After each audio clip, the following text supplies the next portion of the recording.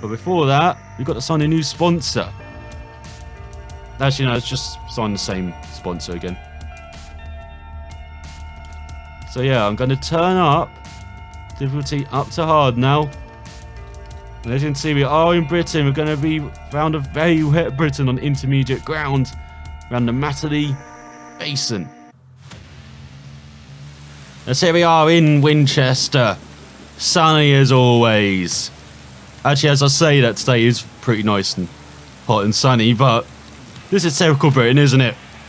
Cloudy, rainy, tough conditions as we see the finish there. Let's see what we can do on our qualifying effort. And so here we are to the back end of our qualifying effort. And look at this, the mud, with how wet it is, kind of just blends in with the rest of the ground. Got to be careful where we're going to be riding on this lap round this circuit. Down to third. Through that right hander. Remember, you could take that so much faster. You could almost take that flat out. MXGP3. Now you've actually got to brake and be slow through that corner. And oh, you've got to be slow into this corner. Look at that. Pushing you wide. Got multiple lines as well. You can take the inside line, which may be a bit tighter, a bit faster during the corner, but then you can take the outside line a bit slower in the corner, but fast out. That's what you want. Whatever you're racing, you want slow in, fast out. That's what we're going to try and do. It's quite of an effort as we go through that very tricky corner there where you got that jump just before the apex, so you've got to be careful of that. And now here we go into this. Oh, there's no longer that huge rut in the middle of that corner. It's just incredibly tight. So we're around halfway through this. Best time so far, 48.2. So we're doing very well. So we're in the last section of that now, where it's just downhill and those are tight corners. I not feel a huge difference in the wet weather conditions compared to the dry so far. Bit more sliding maybe. And you can see, maybe we've got to be a bit more careful going in the corners and out of them, but it's not a huge difference so far. As we come to the end of the lap, and oh my god, 42.5. I did turn it up to hard, didn't I? You saw me turn it up to hard. And look at that. Almost 4 seconds faster than anyone else. As they are trying to skip time. There we go. And so ahead of Hurlins by 3.5 seconds. And the Brit on home turf in third. They have the Frenchman in fourth. And our fellow Suzuki rider in fifth. The Petrov, Fernandez, Helnas in eighth. Bernardini in ninth, and Tonkov rounds out the top 10 of the Bogas and Covington. So a fantastic qualifying. We've seen a bit of disparity between qualifying and the race. In that field will be the same case here in Great Britain. Has look at that rain ability go through the roof. So there we are in the starting gates. You can see the camera and getting a good shot of our faces. Once the energy go putting up the 15-second warning. And here we are alongside Hurlins, and we have our poor getaway. Yeah, he's looking around at everyone. The Hammer wondering where they're all going. Nice little rider animation there from the beginning. We're going to settle in to 14th, it looks like, on this first lap. But let's see if we can take the speed into this corner. Very slow. Taking that inside line. Means we're back into the top 10. Now taking the middle line compared to everyone else. It just keeps us in 10th for the time being. You can see some very wet patches on this track. Looking pretty good, Milestone, I would say, the track surface in these wet conditions. So yeah, just in general, just a huge step up from MXGP2. The track surface and deformation. That's how you take that corner. Oh, Covington's down the American behind as we battle our way into the top 5. Now midway through this first lap, we're battling for 4th. Oh, not quite getting it. What we do now, we've got the run into the right-hander, or we run slightly wide. And that's allowed, I think that's the Kawasaki back through. Go over the jump. Look at that, 3 wide in front. Look at all those different lines. Going into that right-hander, fantastic to see. As you're coming to the end of this first lap. And this time we can be just in 5th, or make that 4th. That's ahead. I think that's the Frenchman Fernandez we're battling with. He gets back past us as we go on to his second lap. We can down the inside of the Frenchman, go past him back into 4th. And you can see first, making a bit of a getaway. Don't want to see that. That's all. Our gearing's probably totally off. I have noticed in this game I can't short shift like crazy like I did in MXGP2. And I'll still get the same traction. You kind of got to actually shift up properly, it feels like, in this game. You know, wait until you get to the end of the rev range or rev band and then shift up a gear. And of course you want to be in the high gears coming out the corners as well to get acceleration out of it. So we're short shifting up to 5th, I'm kind of killing the top speed as you saw, so I've got to be careful of that. So you get down to 2nd, miss that mound jump on the inside, you can see it slows it down. It costs, oh, 2nd is position until I push 3rd wide. As we accelerate down the hill now. Fantastic graphics looking down the hill. You can see graphics probably not the best. Still got that slightly dated feel that all most own games had. The old engine still seems to be carried over to Unreal 4, but everything else about the graphics, the atmosphere around the tracks is fantastic. The track itself, ride animation still looks kind of stiff. Same with bikes being a bit livelier in this Ret 70, so kind of getting the back end out slightly through a couple of corners compared to the dry. So on the 3rd lap, you're seeing again the difference between qualifying and the race, where I had that 3.5 second advantage, and now in the race, it's barely anything between the AI and myself. So they're trying to get onto a podium position, but they're finding no gaps until now, taking that short line. And that's put us into 3rd on this 3rd lap. Taking the inside line. Oh, that's not a great corner at all. Kind of screwing up the back wheel, rather than getting away from the corner. It's got a fantastic battle for the lead. Look at that, taking 2 different lines as well through this section. And the next side's been sorted. No, it hasn't. So that's Hernings in front battling with the Brit. And looks like the Brit has won out for the time being. As now we're making it a 3-horse race with Hillman. The hammer is coming down on the opponents. We've got some fantastic field off of mud on our jersey as well. Nice little detail that I'm noticing. Well, on all of our outfit. As we come to the end of the 3rd lap. As to that jump way too high, and see that's made us lose 3rd temporarily. But we're doing 42.8, and the AI are matching us in the race when in qualifying they were nowhere. There's maybe something to look at. Milestone. Difference between qualifying and the race, at least in these wildcard races. If it continues during the rest of the season, definitely something to look at. It kind of reminds me of their MotoGP games as well, where you can be running the same pace in qualifying as you do in the race, but in qualifying you'll be like a second ahead of everyone, and then in the race you'll be matching everyone. So hoping that's improved in MotoGP 17 as well for Milestone.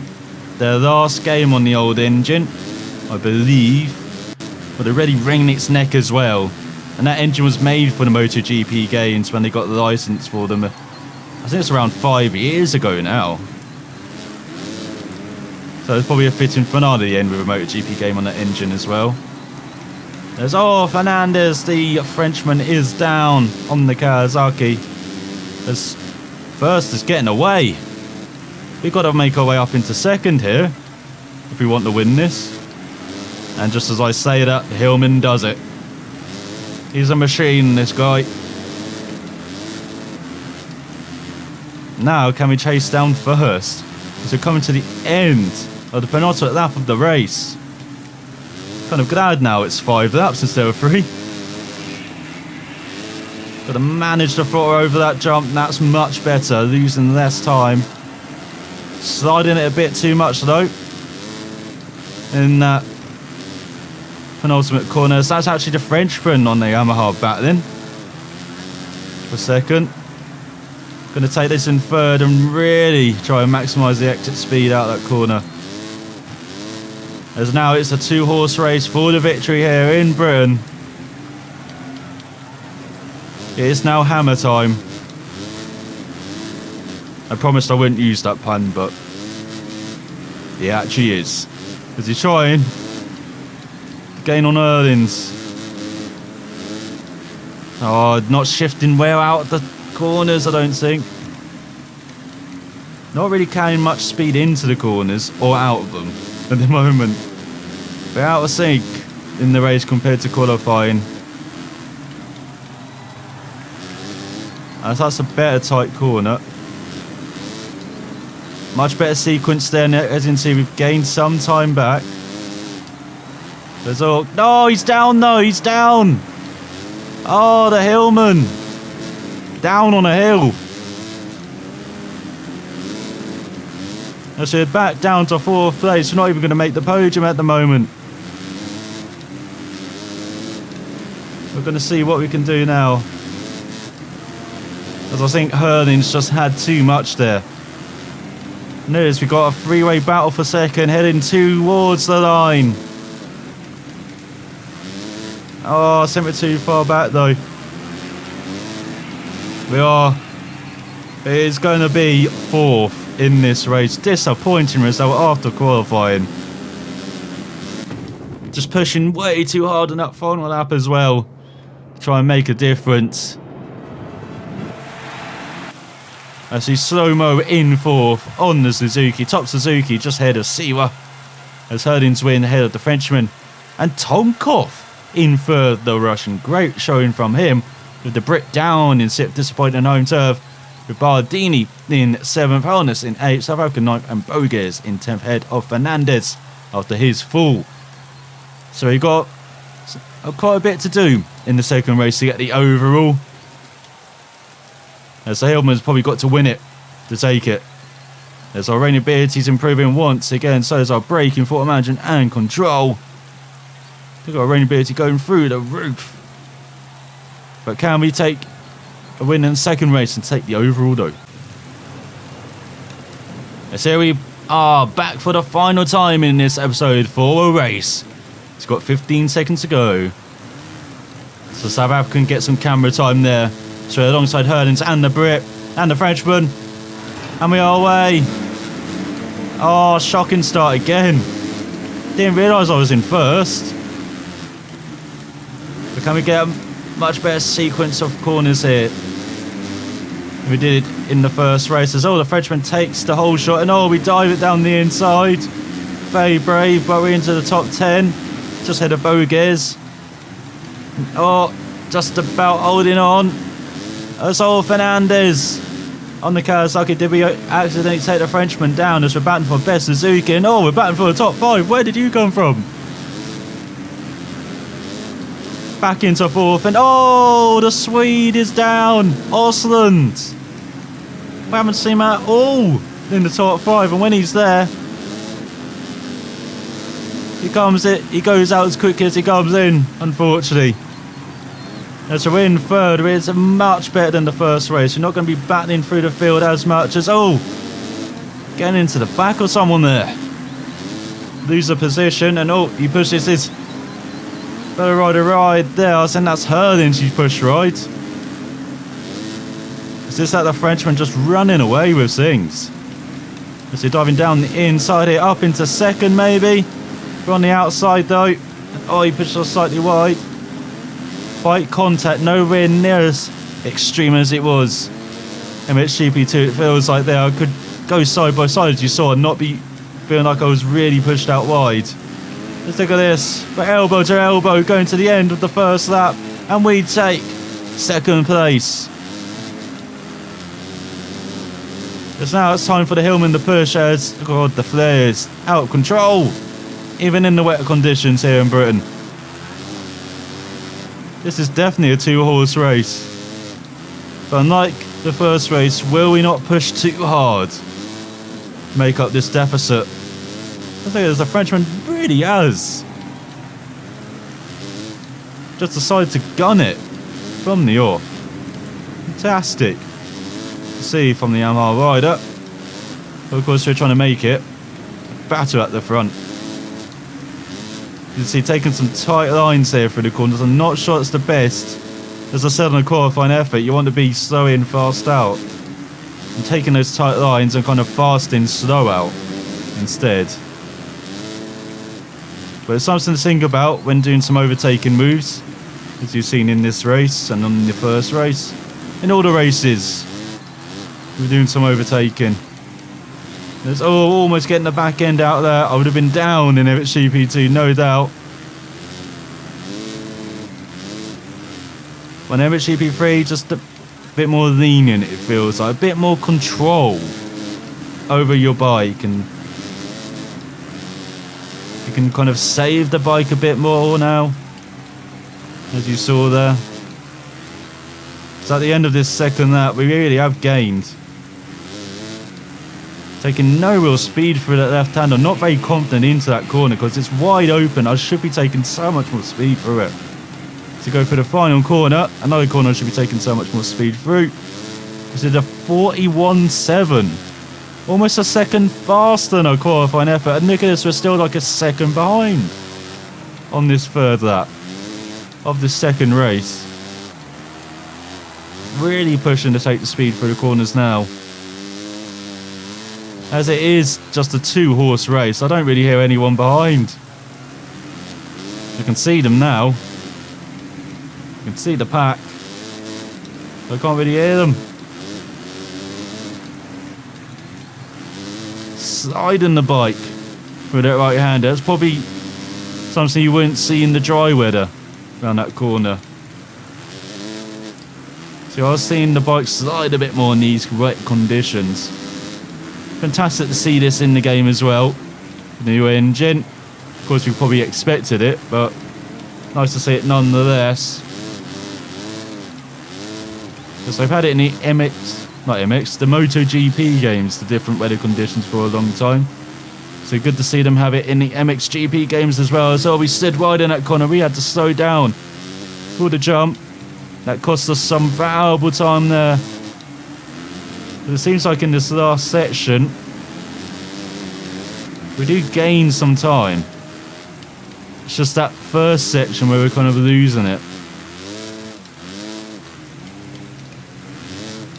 Now that's a bit better through that left hand. Again, that's a bit too soft on the exit. So manage it in 4th gear there, that throttle in the final corner. It did not work out at all. It's on the penultimate lap of this race. First and second are just racing away with it. Just go out of that right hander, carrying it in 3rd gear. I'm tempted to go in 4th gear out of that corner, but that's not the same as... Oh! Got a bit closer there.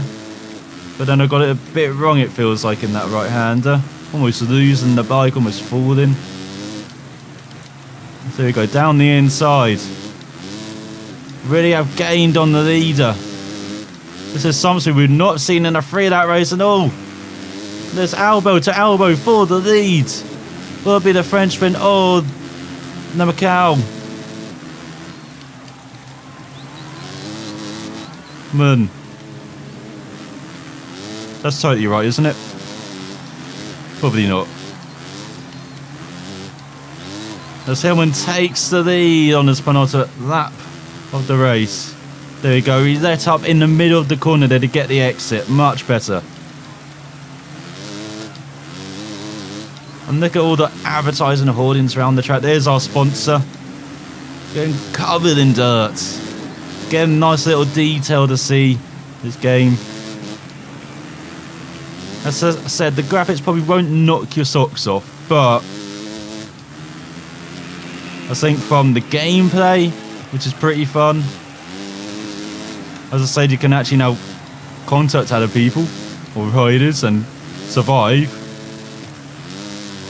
And just a little touch with the graphics and the track surface as well, just being so dynamic now, it feels like. Especially in these conditions, as on the final out of the race. It was very solid so far. MXGP3, yeah, there's a couple of things I would like to see improved. But it's the first outing. With this engine, I'm sure they will improve. I'm sure this game will see patches on PC for those massive boats, especially with online multiplayer. I really do hope Milestone can support this game, as they got another game coming out very soon, of course, with MotoGP 17, perhaps their marquee title of the year. And then, of course, Gravel in a couple of months' time. I still don't understand why they released these games so close together.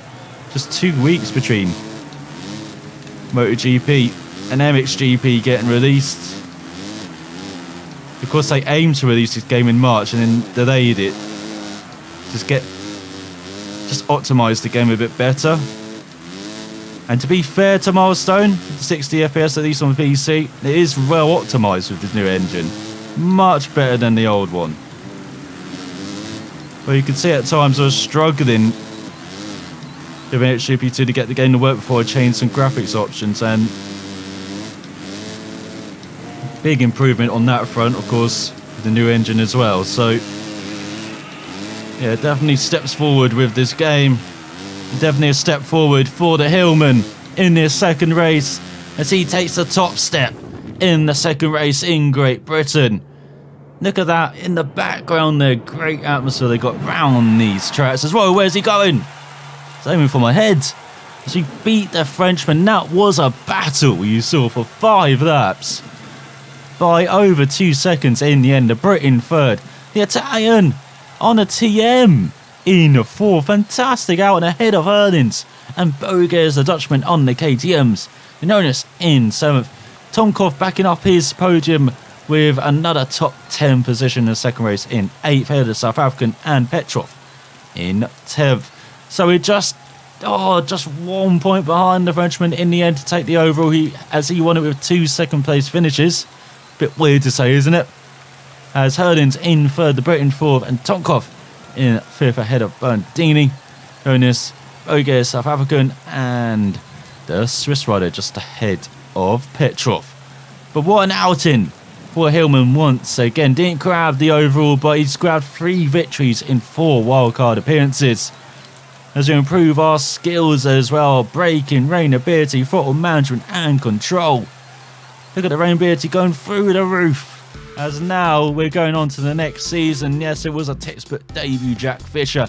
So taking a break, and next season will be more demanding, and I will see you then, as we're going to select, will we stay with our current team, set a new sponsor, or choose a new official team?